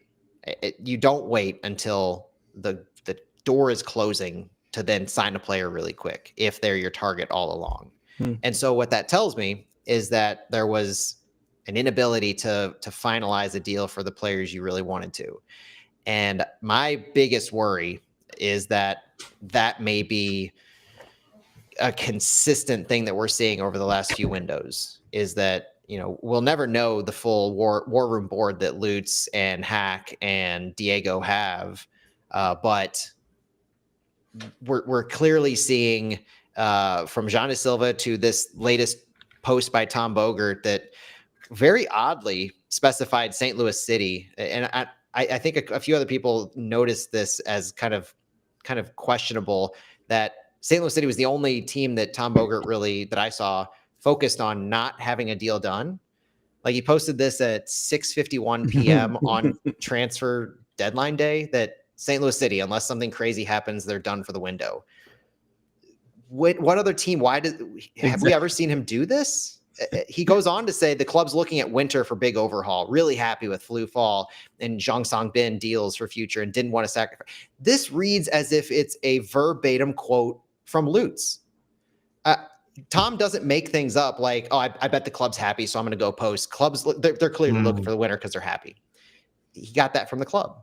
Yeah. And so there's no doubt about that. And so this was a PR post to a media-friendly reporter who does fantastic work. Don't get me wrong. Bogert is like the guy, and I thank the gods for the fact that he is reporting on this league when we don't get much else besides what he has. But this is a post disguised as a PR post to acquiesce fans. The club's looking at the winter for the big overhaul. Read that as if it's coming from the club, because it pretty clearly seems from the post that it is. It's not hard to read between those lines. They didn't want to sacrifice any flexibility for the winter. That speaks to the deals that I mentioned earlier, like acquiring the GAM, acquiring the extra senior roster slot when Joachim Nilsson and Rasmus Alm when those moves were made, and the Jean de Silva move. So clearing up space, doing what you need to do to get Joyner in for this season, but leaving that flexibility going forward. Yes, we may be eating an international roster slot for 2025, but that just means we won't have an international roster slot for either Alm or Silva on our books for next season. We could have declined the options on both of them and they wouldn't apply anyway, but you're clearing everything you need to, removing the questions. So you're getting rid of them now as opposed to declining their options this winter. But it also means that you're not spending the GAM on them to bring them into salary compliance this year. It's still valuable to clear them from the roster if you're targeting the winter and flexibility for next year, because you would have otherwise been spending GAM to buy them down a little bit to fit them under the roster, and that's GAM you're not having to spend. So you're still saving money that you can then stockpile to use in the winter. I think this winter, putting your cards down, putting your money into the winter window thing really scares me. I don't think they have much choice in the matter. I think it's really smart to leave some wiggle room for the winter, considering there will be a new coach is kind of the implication here. So I think that's smart, but it's also, every once in a while, the Lutz quote really comes back to bite him, doesn't it? It could also be like a two-step approach. You bring some guys during the winter window, probably more than what you have done before, and leave one or two slots, or maybe three, open for the summer window, and then you try to make a big splash there. But definitely this winter window needs to be busier than what the club has done previously. Do you guys think it's likely that we pick up the options of greater than or less than 50% of the players who are up? Less than of the ones that are up? Mm-hmm. Yeah, less. It'll be less. What do you think? So I think it's more likely we pick up less, but that just adds to the extra work that we will have to do this winter. It's going to be a really busy winter, because I'm looking at the club roster profile for May, and just to recap who all's options are up. You're looking at Klaus, Chris Durkin, Henry Kessler, Silva and Alm were sold off. You have Blom sold off. Alfredo Morales' option is up. Pedro is sold off. You have Thorson sold off. Conrad Wallem's loan is up. So there's a handful of senior roster players right there that are question marks. Klaus, Durkin, Kessler, massive pieces to this puzzle who you're going to have to decide on. And then our supplemental roster is like legitimately everybody except for Caden Glover. You got Ben Lunt, Christian Oliveras, Jaden Reed, Akil Watts, Michael Venzel, Josh Yarrow, Joey Zielinski. All of their options, all their contracts are up. Miguel Perez's contract is even up, guys. So you have all of those decisions that need to be made. So if you're telling me right now that you think we're going to have greater than 50% of that group that I just listed, then you're basically telling me that our entire supplemental roster is going to be overhauled, and probably one of at least Klaus Durkin or Kessler won't be re-signed. So not only is that Durkin's not going to be on a U22 contract next year because he's going to age out of it. So his salary hit goes from 200,000 to like whatever his salary is, like $500,000. That's a pretty sizable jump. And that goes to the whole signing of a six. Chris Durkin is a really interesting person to be watching for the rest of the season now that he's healthy. Yeah. I think of all the players that are playing for a contract, Chris Durkin is in my crosshairs as he has to show St. Louis that he's worth that extra $300,000 salary hit. His contract is what it is. They're paying him that money. So this is MLS salary cap bookkeeping stuff on the roster rules. Chris Durkin makes what he makes. St. Louis is paying him. They're happy to pay him that, it seems. But the question is, are they willing to, when they nuance the roster, are they willing to allocate an extra $300,000 on top of his existing $200,000 U22 to be able to keep him on the roster for next year? That's a pretty big chunk of change for any player on this roster outside of the TAM level players and the DPs and U22s. So because of that extra expense, I would be hard pressed to say there's any player currently on the roster playing for a contract more than Chris Durkin. I agree. And I think I have a feeling with Durkin, it'll be like a Parker situation where they're going to probably have Durkin will think, this is, no feelings here, right?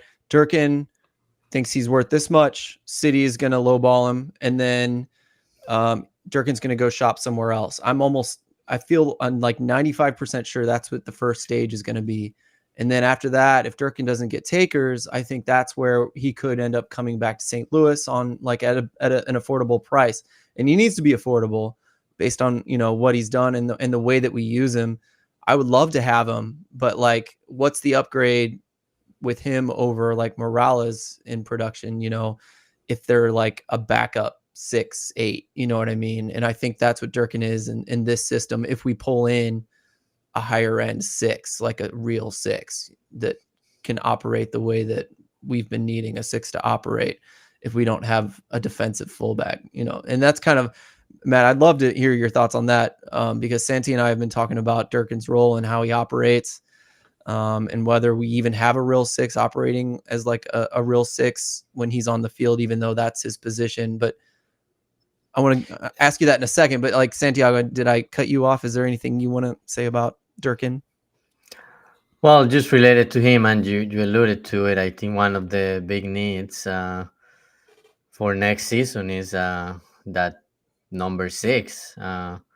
Like Durkin has shown in some games that he can do that job, but I think throughout the season, a 6 has shown as a real need for the club, and I think that's something the club should be targeting. And then if that happens, it's going to have to decide, do I want to keep Durkin at a high price to be a backup, or do I just part ways and just release some money that I can use for other players, especially if I'm looking at this roster overhaul.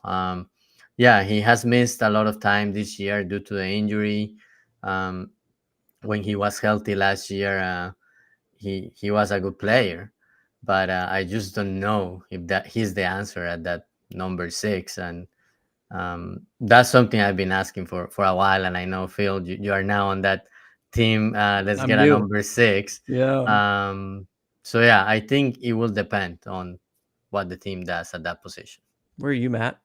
I don't think Durkin is the answer if we want a true 6. I was going to say that I think he drifts too far forward sometimes, like Aaron Lake says in the chat, and that's I think he works better. He can work as a double pivot with Edu Leuven there, but I also don't think you've seen as much of a propensity of Leuven to shoot forward when he's with Durkin as much lately. So unless your answer to the 6 is Edu Leuven, which that would be doing, I think, a disservice to the capabilities of Eddie Yeah. Leuven and what he can offer St. Louis. He's too good with the ball in the attacking area. And I've said this for the past couple of years, is that based on the current roster construction, I do think Leuven might be our best number 6. But you're removing such a talented piece out of the attack if you do that. Defensively, yeah, he's there, and he probably has the vision to do that in that role in the attack, in the buildup as a 6.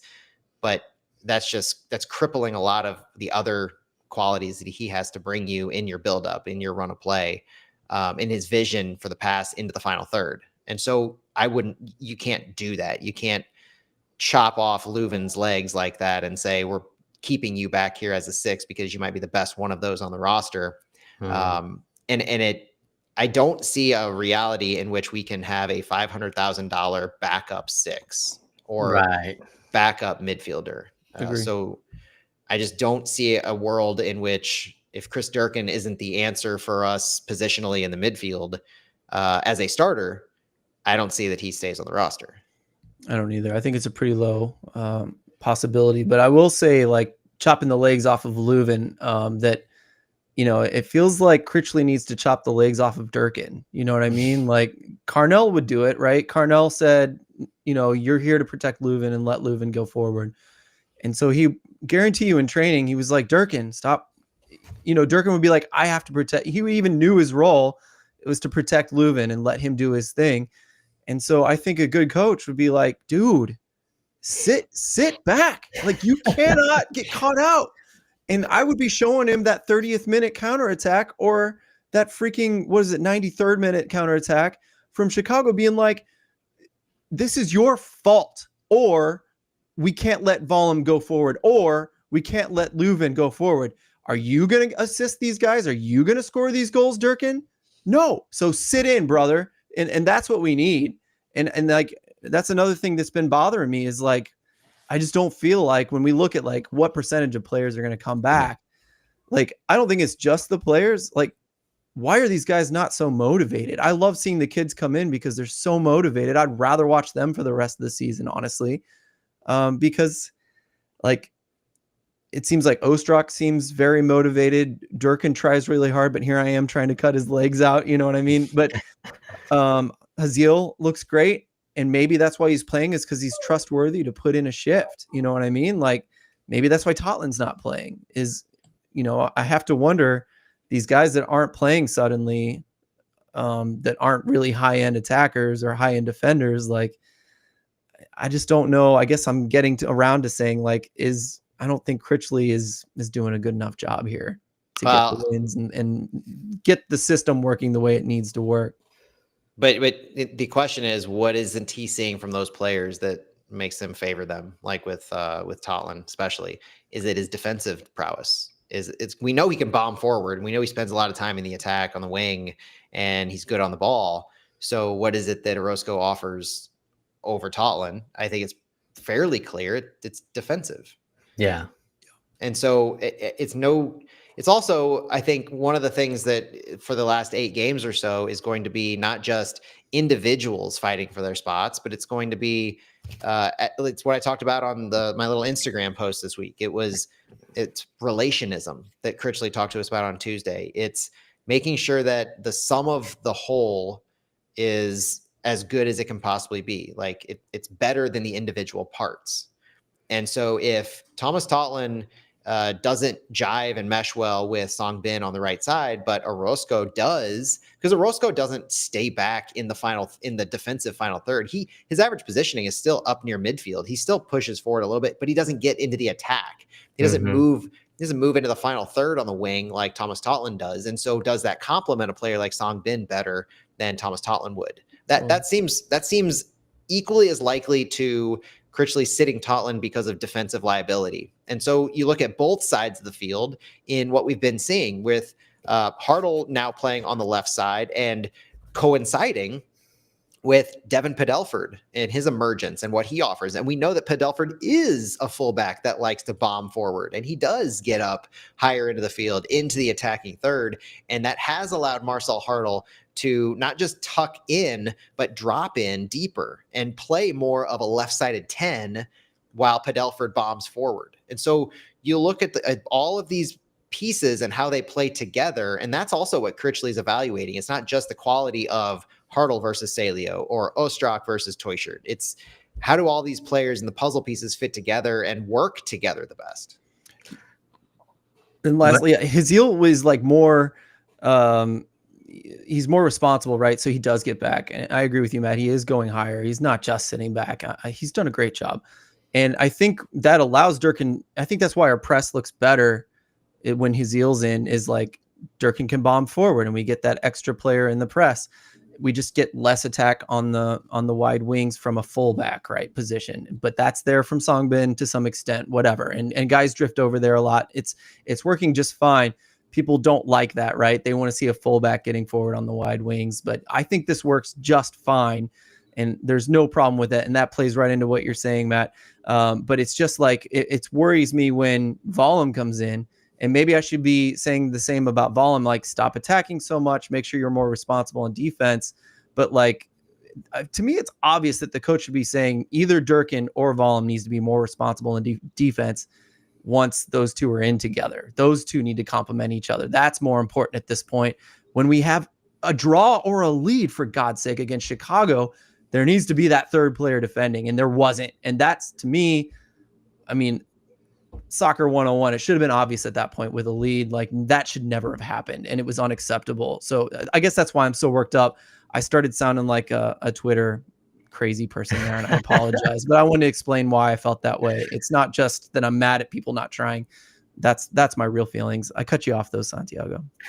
No, I was just gonna say that having Orozco, basically you need to have him there just because you don't have that true number 6. Yeah. So he needs to stay as that third defender. If you have Totland there and you have Padelford also going up, then, and also Leuven and Dorkin, then you end up with just the two center backs. You need a third guy there, and Orozco can shift if you want to play with 3 in the back when Padelford is up.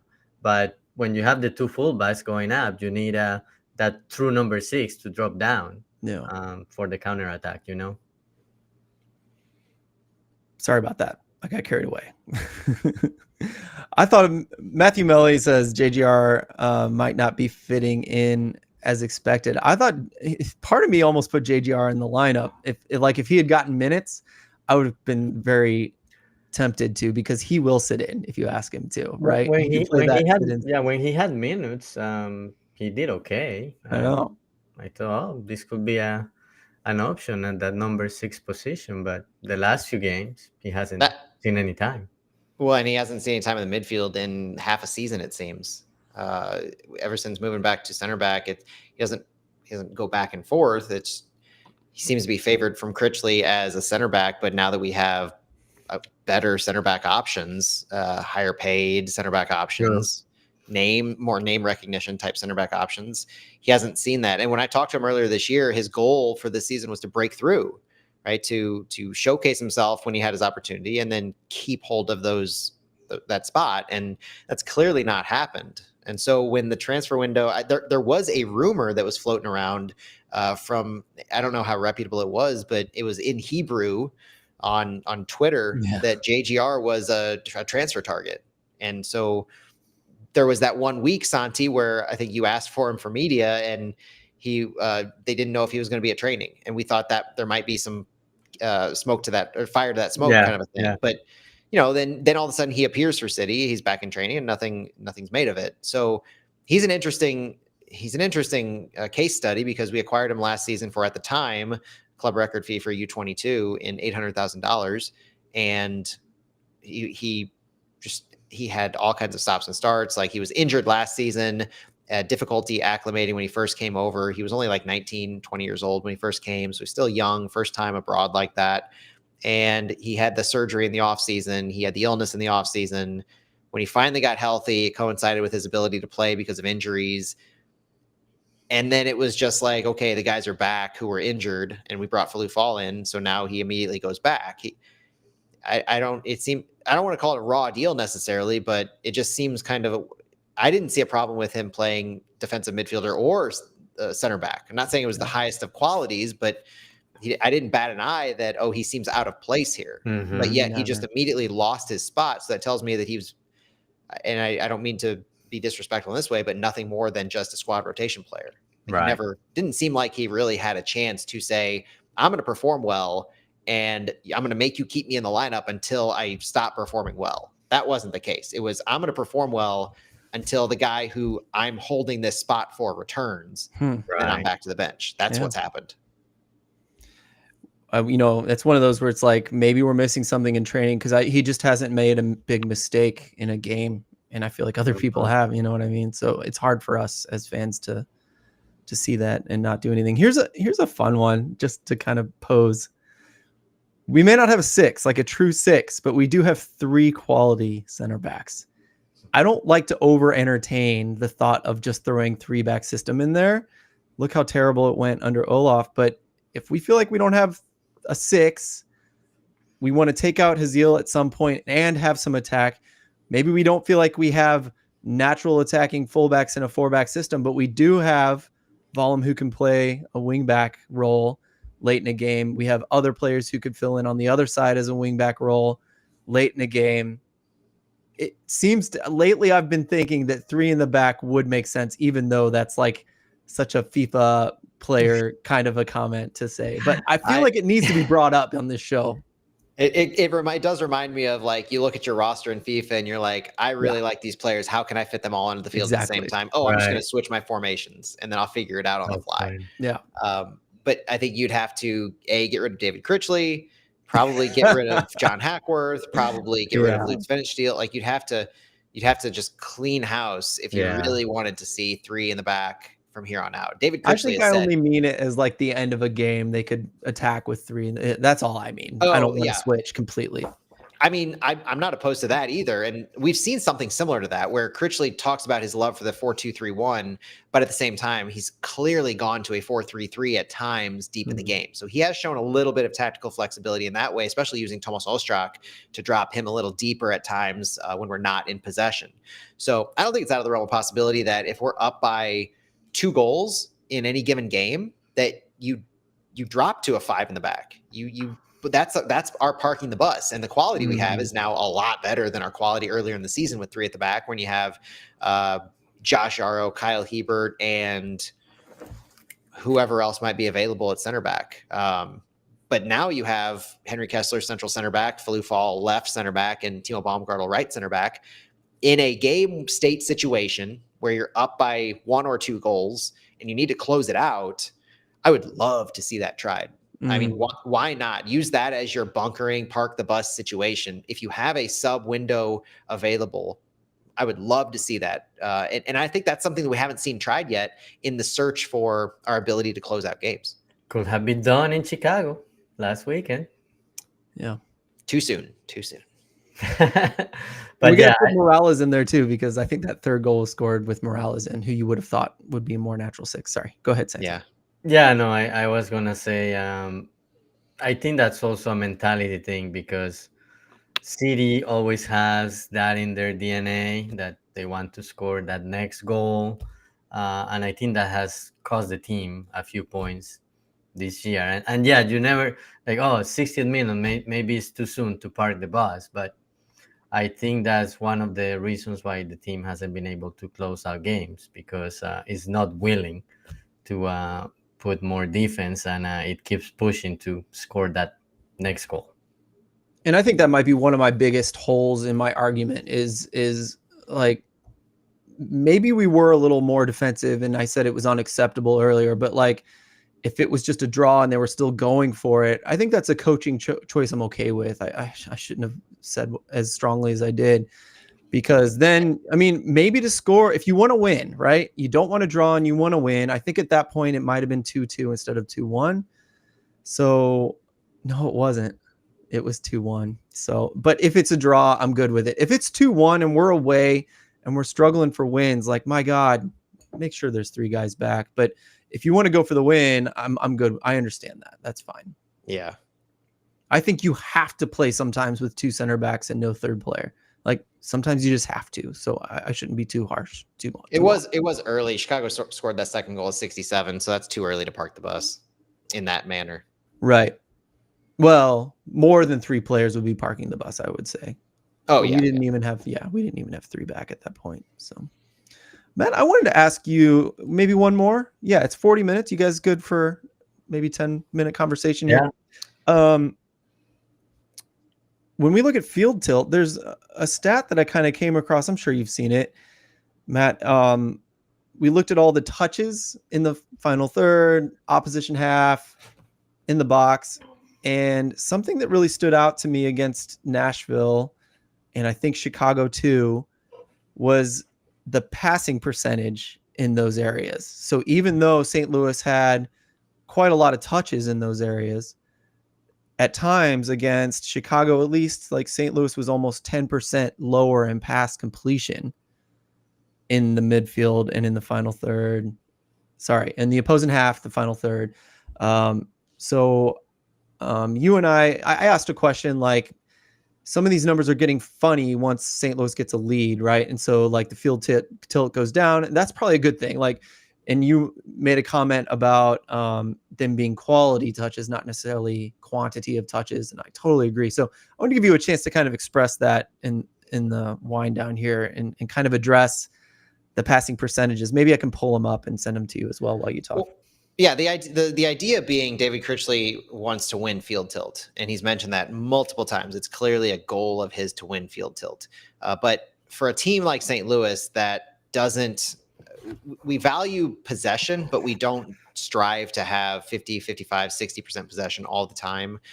And we obviously still go direct to goal. So there's a lot of almost competing concepts going on here where winning field tilt means spending the most time in the final third, whether it's on the ball or just passing into the final third, just getting the ball into the final third and living there the most, greater than 50%. That's winning field tilt. But for a team like St. Louis that still wants to go direct to goal, and they don't play like a Portland, an SKC, Columbus Crew often do, where they get the ball into the attacking half and just like dribble into the final third, and then they work their way around. They pass it horizontally and all of that. St. Louis doesn't do that. So the idea of quality over quantity in this concept is that what St. Louis wants to do is get the ball into the final third and go for goal the most amount of times over and over.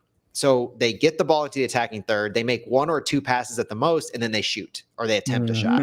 But they try to do that over and over and over. And so they have the highest number that they have the best quality of those opportunities. And so over and over consistently getting in there, as opposed to quantity of passes while you're in the final third, meaning you get the ball into the final third and then you spend maybe like a minute total in there per possession, where St. Louis might be spending 10 seconds.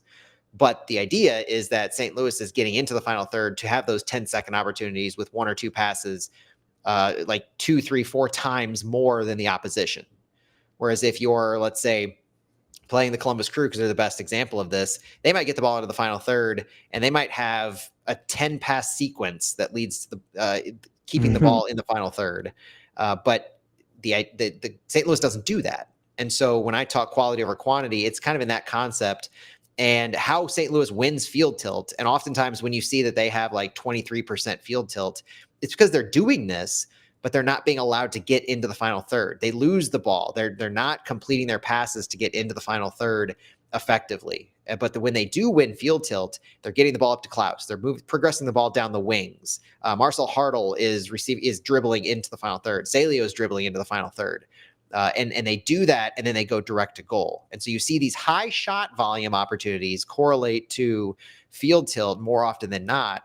They're not shots on target necessarily, but they're shots. They might be blocked, they might be wide, but high shot games tend to correlate to higher field tilt because St. Louis doesn't otherwise spend a ton of time. And you can argue why. You can argue the benefits or drawbacks to that, but my prevailing theory is just it's not only not in the DNA of St. Louis to be doing that. Like they're not a team that's going to try and tiki-taka you from quick pass to quick pass and then play off the ball really quick in that fluid kind of motion. But they're very much a punch in the eye kind of direct to goal kind of team. That's just what they're taught to do and what the intent is. Yeah, and with that direct to goal, it's nowhere near as extreme as like the Carnell style of direct to No. goal, right?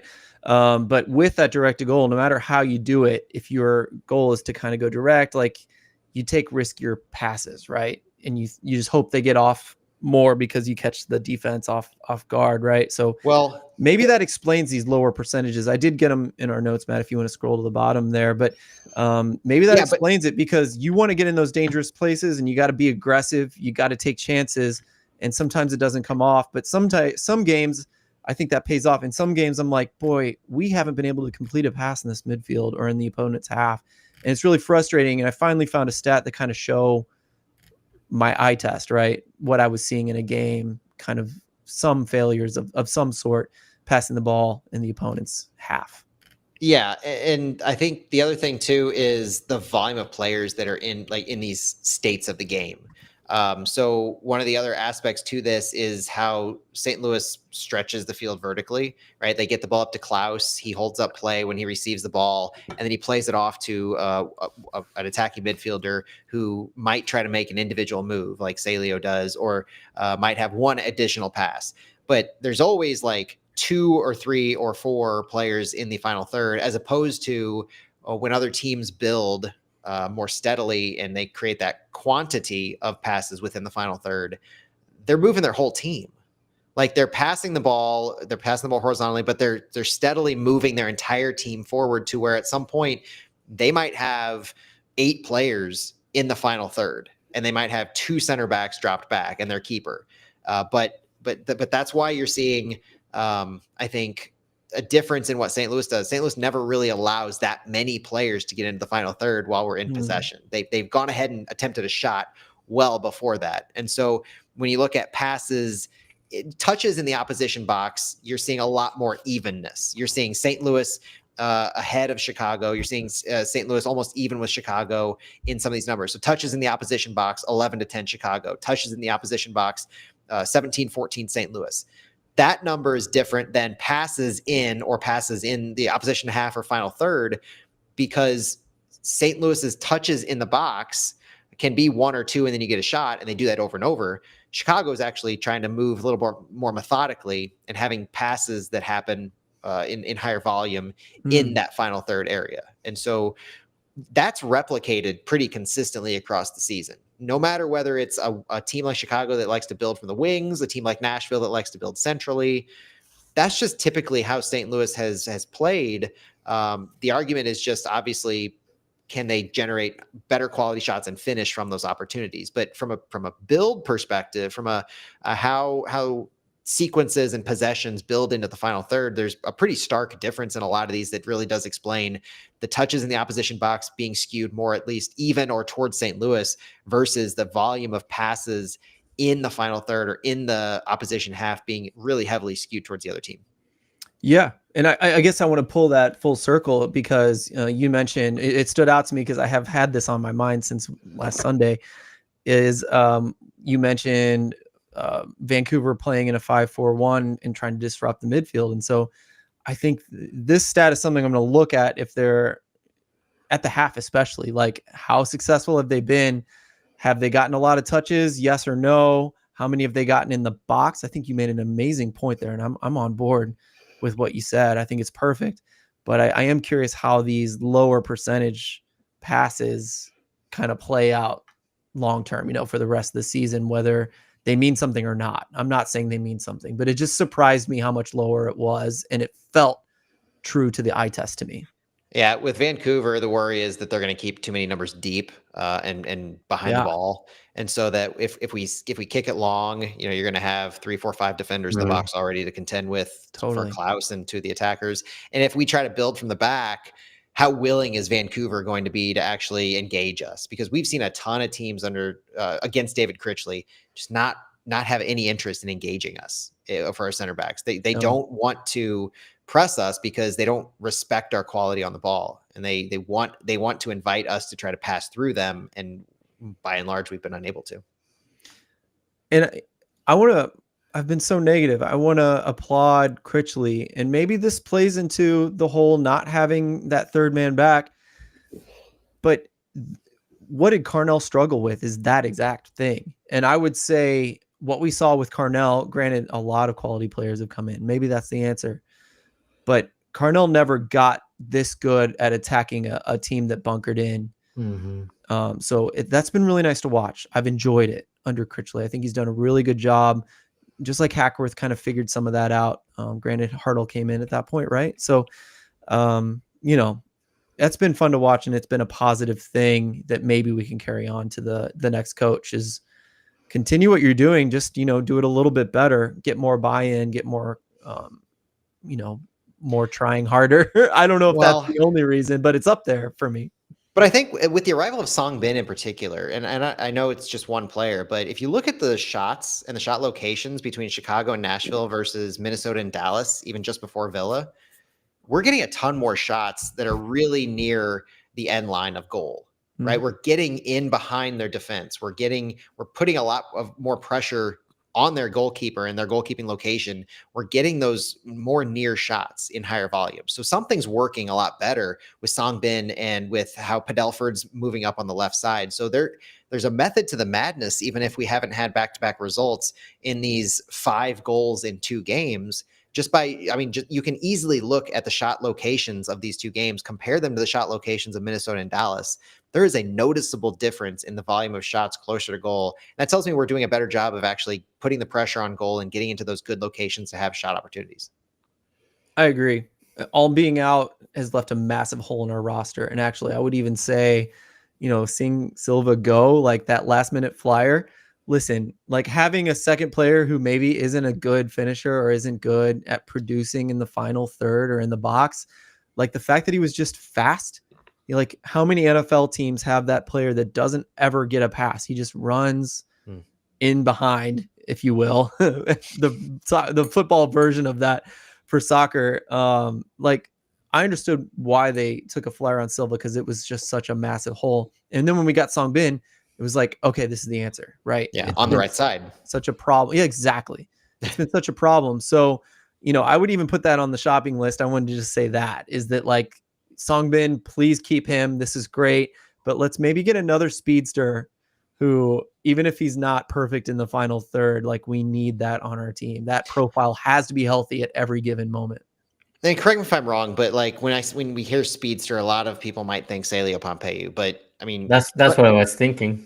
But the profile of the 2 players, Santi, do you think those are similar players, Song Bin and Celio? Because Celio to me is much more of a 1v1 by intention. Like he'll pull the ball back and go 1v1 to try and get around and then curl in a shot, much more than Song Bin, who just wants to run in behind and create behind the defenders. Yeah, 2 different styles for sure. Celio is still quick, but 2 different styles. He always liked that 1v1 and then he builds from there. But it's a good balance to have. Obviously, Celio hasn't seen a lot of time just because now Ostrak moved into that central position and Hartel moves to where Celio is. But you just need to figure out how to use all the guys that you now have at your disposal. But Sam Bing has been a great addition. I agree with Phil, and I'm sure that will be one of the options that will be exercised. Last question for me. I've been wanting to hear your thoughts on this, Matt. Santi and I were talking about how does Vollum fit in, perhaps if he's not a fullback, maybe we put in Totland, who's less of a defensive fullback than Hazil. But then you play Vollum at right wing and you get between the 2 of them quite a bit of defense, even though one's more attacking. And Santi replied with, Vollum doesn't have the speed and the directness that Song Bin has. So maybe that's the problem. But what do you think about that idea in general? I think that's spot on. That's the reason Song Bin has taken that right midfield role and isn't letting go. And so Vollum is now, I would say, I tend to say superfluous in what we're trying to do here because he's a central midfielder in this system. He's a wing back or a central midfielder, and he doesn't fit what we're trying to do on the right attacking side. He's good. I think he's got quality on the ball, and he's shown that a lot. Not unlike Celio, who likes to do 1v1, likes to go 1v1, likes to play on the ball and work around defenders. But in possession, it's in the system that we're running right now, 4-2-3-1. I see his role as an 8 or potentially a change of pace right midfielder.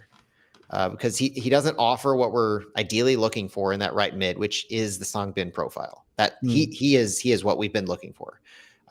Whether he's successful there or not, that's almost beside the point to me for this conversation. It's just his profile is what we're looking for, and that's not Volum.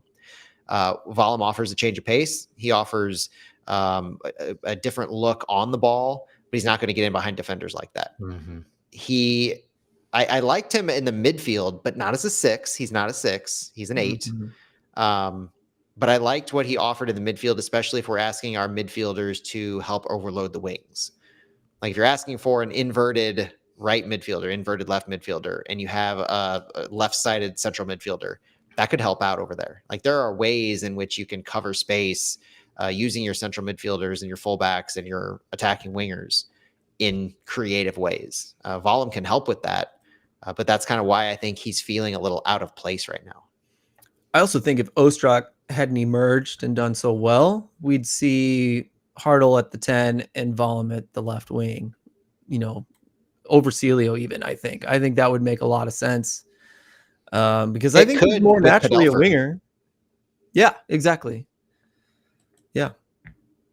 I mean, and to go a little too far, you could even see as a starting lineup, you could maybe experiment with Haziel being that third defender, playing right back or left back, and then letting Volum be the other fullback, whichever side you want to start him on. Yeah, with that, I think the biggest thing is you do have the asymmetrical look. And St. Louis has done that regularly in their history, where they will take one in a 4-2-3-1. They'll take one fullback with almost attacking-minded propensity, like Devin Padelford, and then the other fullback is more defensive-minded. And so when you're in possession, you do invert a little bit to your formation to where you look like you have a 3 in the back at times, because Orozco and Baumgartel and Fall might be a little more near midfield in our build, but you have Padelford who's already at the end line in the final third. Yeah. And I think that look is borderline prototypical for St. Louis, not prototypical. We typically do that kind of a thing. Looking at our history, when you have any number of left backs, like when Kyle Hebert was playing left back, Thomas Totland at right back, we did that every single time. True. When we had Jake Nerwinski at right back and whoever else was playing left, Johnny Nelson back in the day, Johnny Nelson would do that. OG 2023, that's how we started, where Nelson would bomb forward at times and Nerwinski would stay back on the right side. That's just how we operated with our fullbacks. Yeah, it's just funny. Orozco helps with that. Sorry, Phil. Orozco helps with that in that specific look. That's a look that he gives. It's very different than Totland that goes to that point with Padelford on the other side. And that's what I mean. We should be open-minded and we should talk about these options as much as possible, because for some reason this conversation is Totland versus Orozco. And they're like, it could be Padelford versus Volum. It could be, you could mix and match so many different players. And for some reason, we're talking about those two.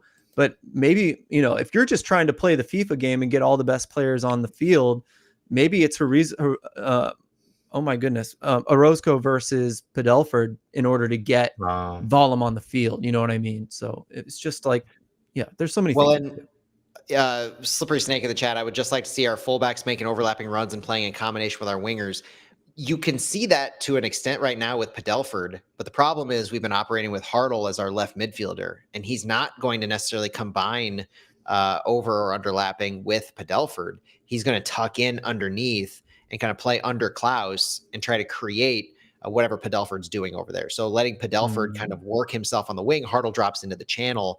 It's not the combination play that you might want to see with those overlapping fullbacks. With Volum, you could have lots of interchange with Hartl. And Volum. You could, and that's all I'm saying. I remember Giannis Horn doing that with Celio at times earlier this season, and that was a thing of beauty when it worked well. So you need a different profile of a wide attacking midfielder to work with your fullback in that than what Marcel Hartl does. That's for sure. And that's fair too. Yes, absolutely.